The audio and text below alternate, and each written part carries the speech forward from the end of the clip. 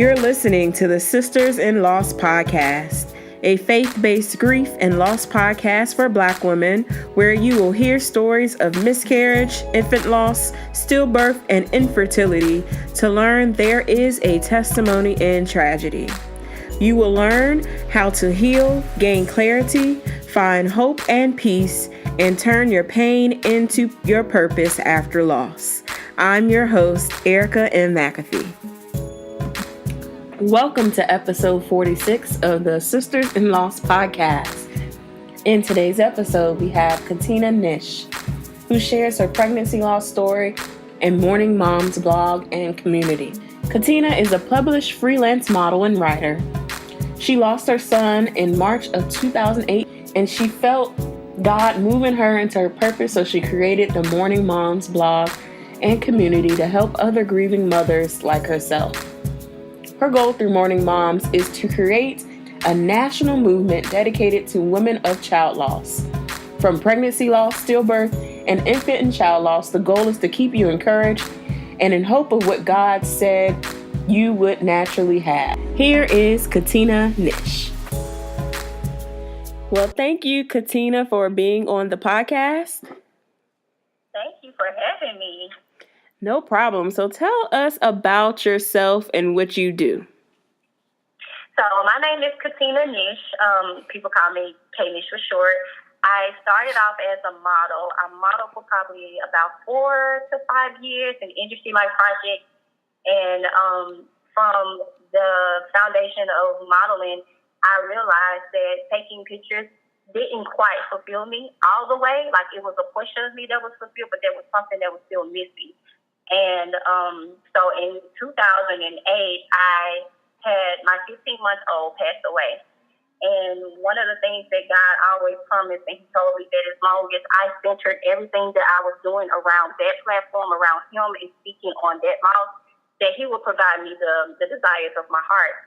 And so I stopped. I completely stopped, and I took the time off to figure out exactly how I wanted to incorporate this, because I've always been a writer. That was my first passion.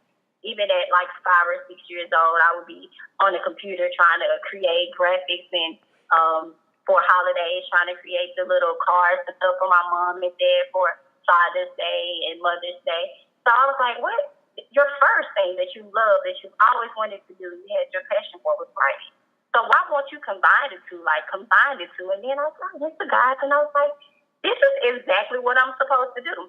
So I'm the creator of the Mourning Moms, and the Mourning Moms is basically a community where we teach women to have hope. Even though you've experienced child loss and it's a major tragedy, you don't have to lose your hope. Like, hope is not an emotion.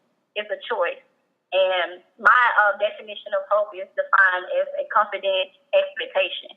So my expectation is one day I'll become a mother, and I have to keep that hope alive. So my job is to also help and to teach other mothers that you have to keep your hope alive, that you will become that mother.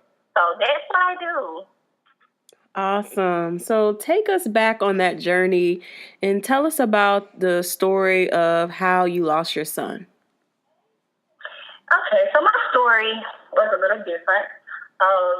So here I am, I'm 7.5 months pregnant, and at the time I was married, and we were making decisions that we felt like were great decisions for our growing family. We had some family members that did not quite agree with some of the decisions that we were making, and they expressed it very well. So on this one particular day, I received a phone call, and this phone call was from one of the family members that was showing their disgustment with some of the decisions that we had made. And she was screaming, and she was yelling, and she was saying every degrading word that you could possibly think of. And before she ended the call, she basically told me that she was going to terminate me and my son's life.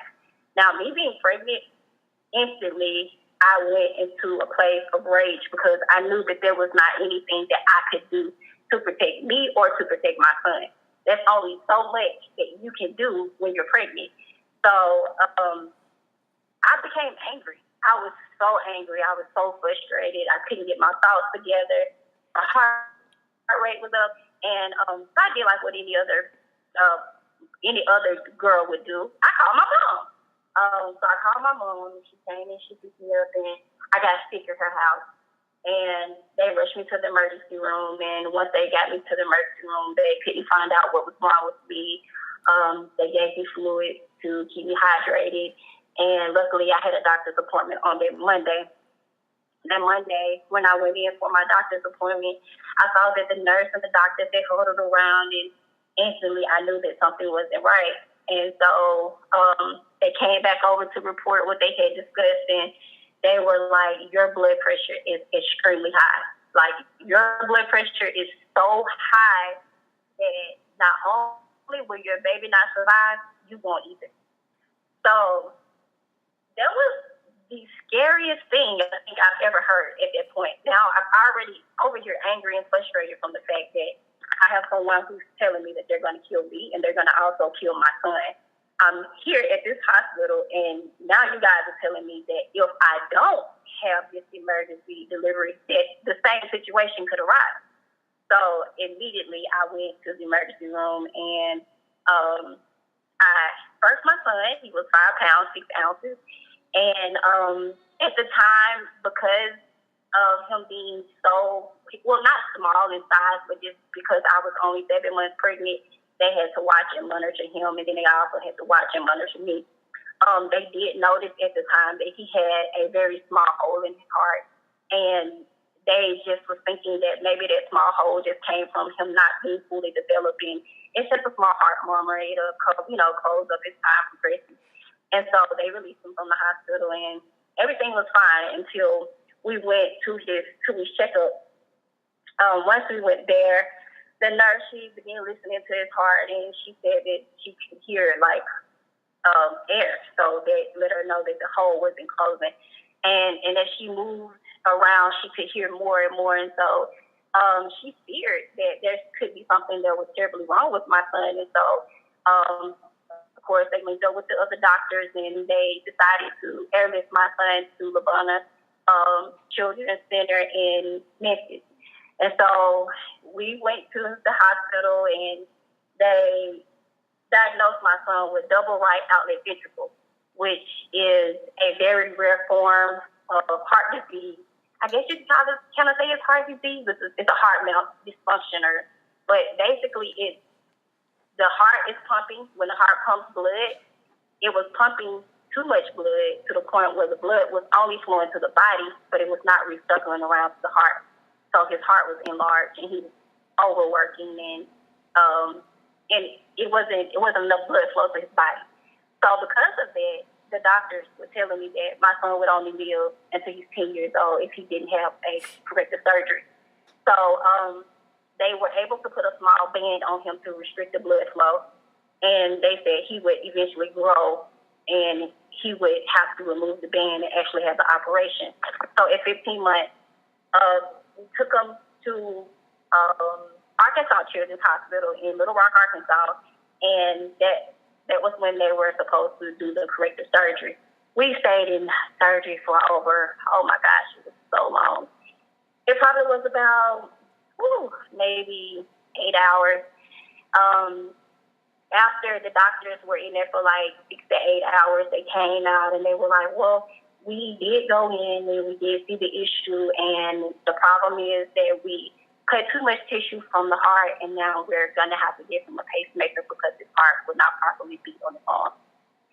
Devastated. I was totally devastated, but at this point, I knew the doctor had more experience than me, and I couldn't just be like, well, no, don't do anything else to him. So I told him to do whatever he had to do to keep my son alive. They gave him the pacemaker. He comes out of the surgery, and he's doing phenomenal. He was there for like maybe another 4 or 5 days, and he was doing so well. He actually stayed up in the bed, and he was throwing a ball, and he was talking to me. And the nurse and the doctors was like, we've never seen anything like this before. And everybody was just amazed. Like, they were so amazed at the progression that they released him from the hospital on Easter Sunday. And we went home. And it was so strange. Like, he was so different. When we got home, my son is a lot like me. side. Like if we in the presence of something that's just not right, we don't get involved, we don't speak, we're not gonna do anything, we're just gonna walk away from it. So he was a lot like me. But it was different this time because everywhere that we went or anybody that came to visit him, he waved and he played with them, and it stood out. It's like, is this my kid? Like, this is not my kid. And it just stood out. So that night when we were getting ready for bed, I was in our room and I was sitting on the futon and I was just rocking him because that was the first time that I could actually hold my baby without the machines and all of the lines and all of the crap that they put on you in the hospital. So I was really trying to enjoy that moment with him, and I was playing that one song, and the song was by Monica, Angel of Mine. And I let that song replay throughout the night, like for hours, and I just sung to him and I just sung to him. And it was just something so angelic about that moment. And in that moment, I had a thought, man. At that time, I didn't realize that it was God just preparing me for what was about to happen. But I had a thought, and he basically told me that the hardest part about this whole entire experience is going to be his funeral. And I disregarded it. That's what I did. I disregarded it. I didn't allow that to interrupt the moment. And it was probably that same night, at like 3 or 4 o'clock that morning, after I put him to bed and I went to bed, he woke up in the middle of the night and he was just screaming. And I jumped up and I went into his room, and he was just rolling from the bed from left to right. And I picked him up, and the minute that I picked him up, he looked at me. He just went into cardiac arrest and he died in my bare arm. And that was so devastating. I literally had to change everything about myself to live. I had to survive. I had to, because that moment replayed in my head for 60 years. 6 years of my life, that moment replayed every single day. And I couldn't find my peace. No matter what I did, I tried to do so many things to keep myself active and busy. And at some points, I did become very numb. I wasn't angry. I wasn't mad. I just didn't have any feeling at all. But empty space is a space. It's a dangerous space. And it took me 6 years. It took me 6 long years to actually deal with it. Because I think a lot of times what we do is we keep ourselves active, we keep ourselves busy. We never actually address the issue. We never actually deal with it. We just do things to keep ourselves occupied so we don't really have to think about it. But at some point, you're going to have to face it or it's going to face you. So that's why I created the Mourning Moms, because I wanted to tell my story, because God delivered me from that. He delivered me from the vision and the visual that I had every single day for 6 years. So I know if he can do that for me, then he definitely can do it for everybody else. So that's the whole purpose and why I'm doing what I'm doing now. I want to tell my story. I want to be able to give you that hope. I had one person throughout that whole entire situation that could actually relate to me. My mom never lost a child. My grandmother never lost a child. I never had a aunt or a sister that had lost a kid. But there was one person. And I know for a fact that God placed her in my life at that given point in time. We started working together like maybe 2 or 3 months prior to my son's death, and her daughter had just died like a few months ago. Didn't know any of this about her. And I watched her, and after I heard the story, I'm like, you come to work every single day. You have your heels, you have on your cute outfit, you have your accessories, your hair is done, your makeup is done. How can you do that? How can you keep carrying on with your life as though your kid is still there? Visually, she painted a picture for me, but spiritually, I had to find it on my own. So visually, I had it. I still put on the makeup and did the hair because I've always been into the fashion thing. So you gave me that vision, but spiritually, I had to find my own way. And I made a vow to God that I would do that. Once I found my way, that I would make sure that I gave other people the sources that I had or that he gave me so that they would have a way just like I had way, visually and spiritually. The Sisters in Loss community is holding a baby shower on Saturday, July 14, 2018 in Virginia. We are celebrating the expectant rainbow babies of our sisters in loss by gifting them new and gently used baby products. We are talking about the works from diapers to strollers. If you know another angel mom who is currently pregnant with their rainbow baby, please go to babyshower.sistersinloss.com to register to receive gifts. If you would like to donate to the community baby shower, go to babyshower.sistersinloss.com for more information. Awesome. Thank you so much for sharing that. So take us back on that healing journey. So how really did you go from a place where, like you were saying, that were in your grief for 6 years to get to a place of healing and deliverance? What were the steps that you took, any resources that you used, and how really did God play a role in your healing process? Well, at first, the role that God played was, at first I questioned him. I think that's something that we all do. I think any mother of child loss, the first thing we do is just like, why God? Like, how did I meet the qualifications of not needing my son here? Like, you have so many women out here who abort, who adopt, who give their child up for adoption. You have so many women that neglect their children. But I wanted my son, like I wanted to be his mother.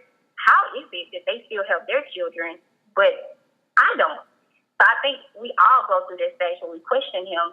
And in that 6-year period, I can't say that I always went to God in that 6-year period. I found other ways to make myself feel better about my circumstance. Like I started to travel. I started to go out more, to hang out. But I realized that those things didn't bring me completion. Like it didn't give me what I wanted.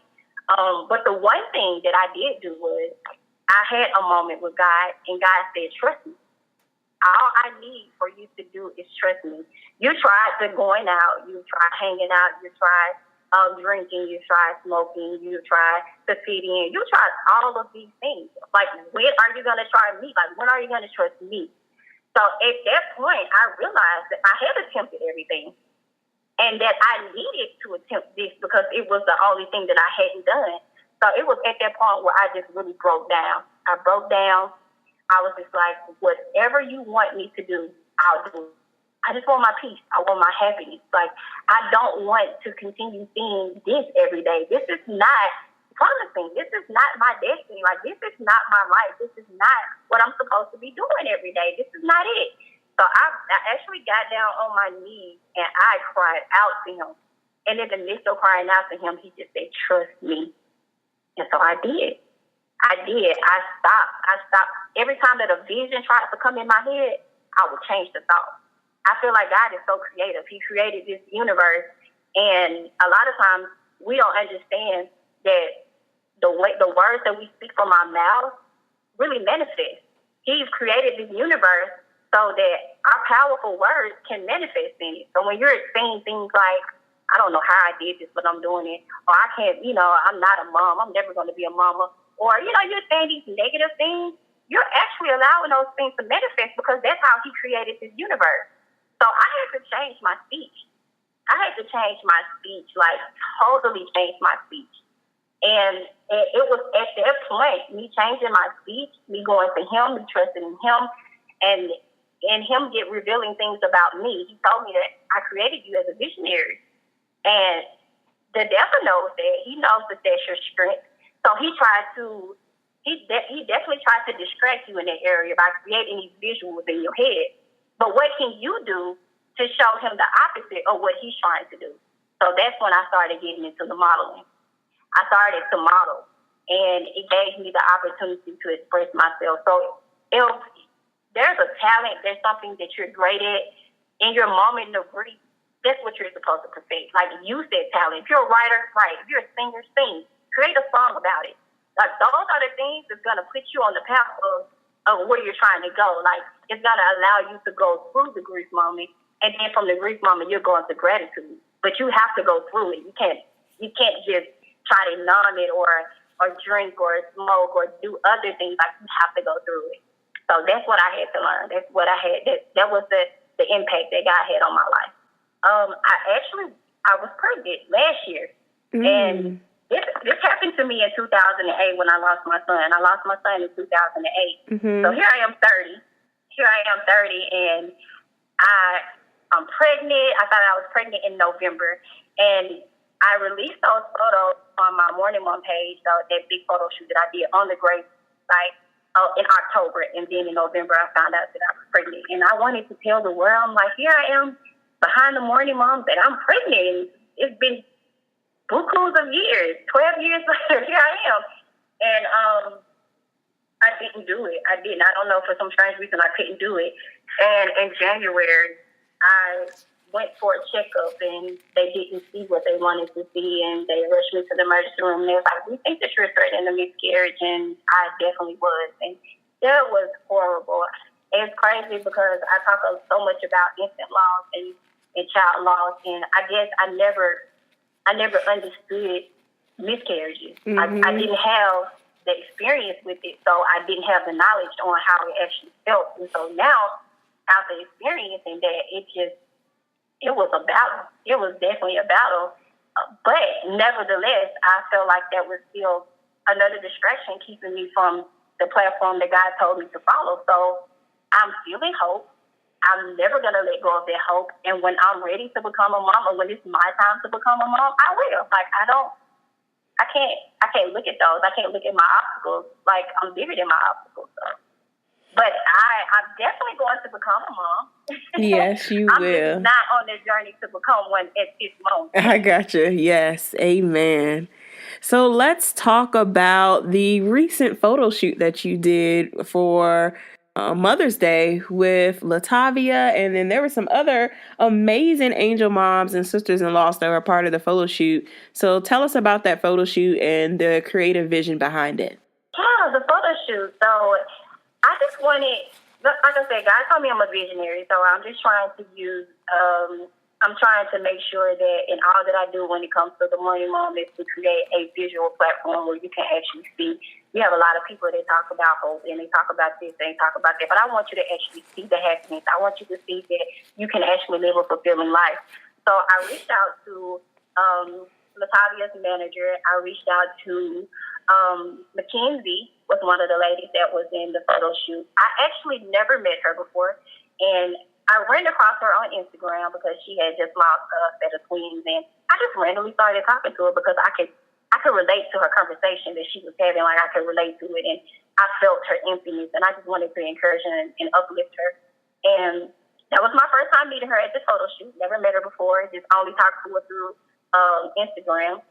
We had Shaquita from Mississippi. I actually know her slightly, did not have a clue that she was going through any of that until her husband posted how God had blessed him so much in the course of the past 2 years or whatever, and he put on in that his wife had 2 miscarriages in 1 year, and I was like, oh my God, never even knew that, you guys were having, those issues, or that was what you guys were going through.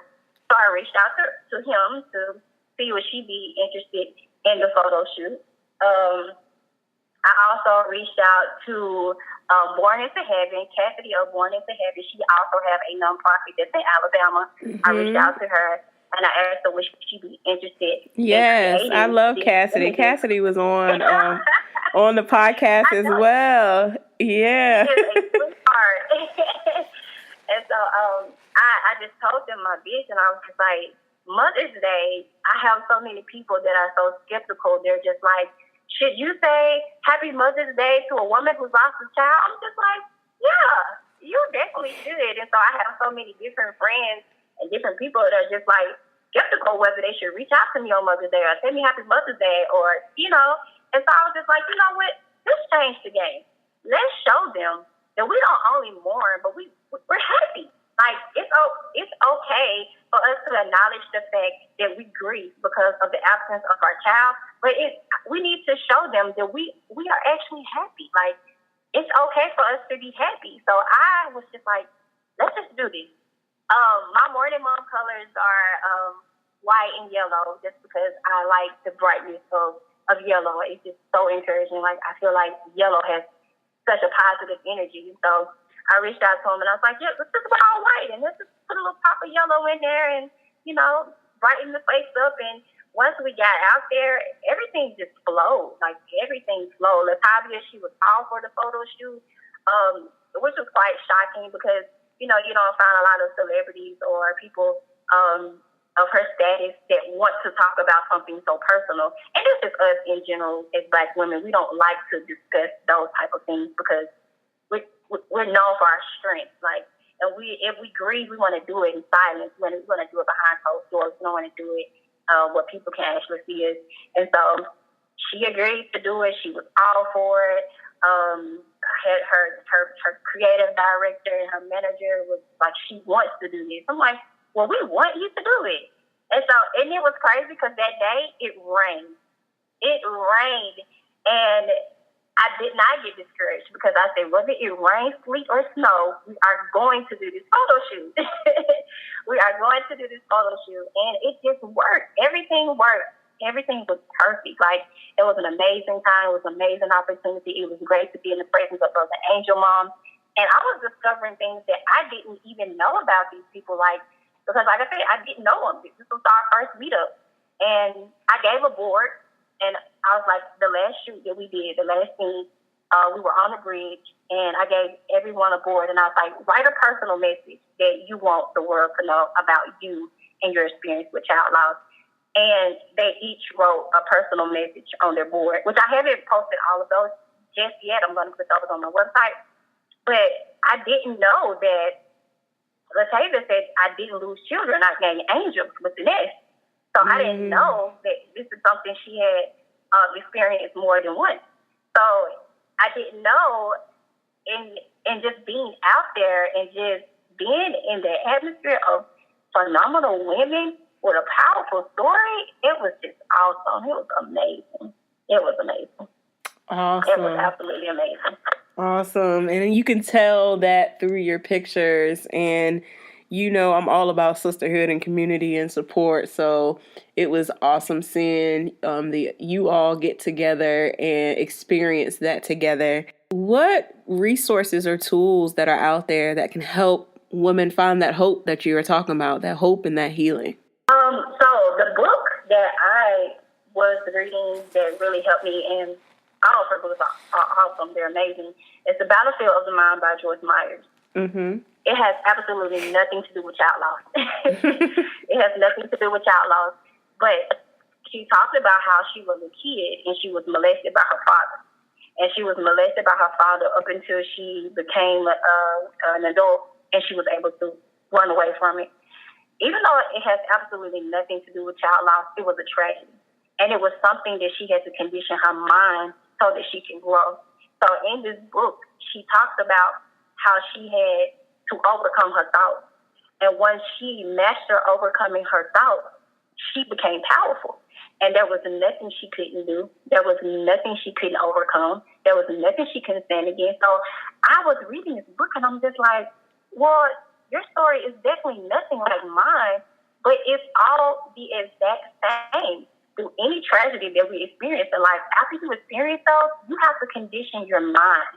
And so for me, that book, it put me in a place where I had to think on a different level so that I could get a better result. And so I recommend that book to everybody, regardless of your situation or your tragedy or what you experience. It's just a great book to read because it shows you what you need to do to get better results in life. There's another book, That's More, Breaking Free Day by Day. She has this book that basically shows you, gives you inspiring words on each day throughout the week. And I use that every day. Every morning I will wake up and I will read that book. And I still do it now. And I've had this book for over a year, but I still read it just like I didn't read it last year. Because that's just what it does for me. It just inspires me on so many different levels. There are so many other books. I just really believe that no matter what you read, as long as you're reading a book from someone who has experienced a tragedy and they show how they overcame that tragedy, then you're going to be a winner. Because we basically live off the experience of other people and their story. It's power in your testimony. So someone else said, well, I went through this and I was molested and I was raped by my dad and my mom boyfriend did this to me, or I lost my baby and my baby was ran over by a car, or I experienced a miscarriage, and for whatever reason or whatever that you guys have experienced and went through in life, when you read someone else's testimony or you're seeing someone else's testimony or hearing it and knowing that they overcome something that drastic, like it's gonna motivate you on so many different levels. Yes, I agree. I'm all about sharing stories and sharing your journeys and sharing your testimonies for healing. It's the reason why I started this podcast and the reason why I do the work I do as well. What encouraging words can you leave the mom that's out there that's ready to try again, but maybe a little bit apprehensive with going through pregnancy? What I would like to leave with any mother that's trying is you are qualified by His anointing. You are qualified. Like, you are qualified. You have to make yourself believe that you are qualified by His anointing. His anointing, not yours, His. And I say that because there is no other person in this world that can create another human except a woman. You are created for this. You are created for this very purpose. There is absolutely no way that this can't come forth. Like, you are qualified. You are qualified for this. So don't ever tell yourself that, motherhood is just not for me, or it's okay, I'll never be a mom. Because I used to say stuff like that. I used to say stuff like, I was just accepted the fact that I'm going to be a 40-year-old with 2,000 or 3,000 cats running around the house, and I'm just going to call those my babies. Like, I told myself that I was okay with it. But why? I'm qualified. I am qualified by His anointing. There is no other person in the world that can create another human except a woman. So you are qualified. Awesome. So where can we find you on social, and what's your website? You can find me at The Mourning Moms on Instagram. I'm actually in the process of creating a Facebook page, not as active as I should be, but it's definitely there, and I'm going to share these new pictures from the photo shoot on their page within the next few days or so. You can also go to my website at katinanish.com. Not only will I be talking about child loss, but this blog site is going to talk about all of the experiences from molestation and rape and child loss and failed marriages. Like anything that I've ever experienced in life, I'm going to put it out there. Like, I'm going to open up the goodies. I'm going to give you the insight of my life. Awesome. Well, thank you so much for sharing your story of your son. And then we just fell into talking about your miscarriage, which I know is going to free a lot of ladies. And then sharing with us what you're doing with the Mourning Moms community. Thank you so much. Oh, thank you. And it's the first time I've ever spoken about that miscarriage. No one, like, this couldn't be brand new to everybody. No one even knew about it. Wow, awesome. So thank you. There's so much power in it, and I know it's going to set some people free, especially those who follow you and know about with the work that you do. Thank you. I definitely hope so. Thank you so much for listening to today's episode. I pray that this show was inspirational and a blessing to you. For show notes, visit ericamcafee.com/podcast. Please join us in our offline discussions in our private Facebook group by going to sistersinloss.com. If you're listening in Apple Podcasts, please rate and subscribe to us and leave us a 5-star review. I pray that you all have a blessed week. Keep the faith, and I'll talk to you next Wednesday.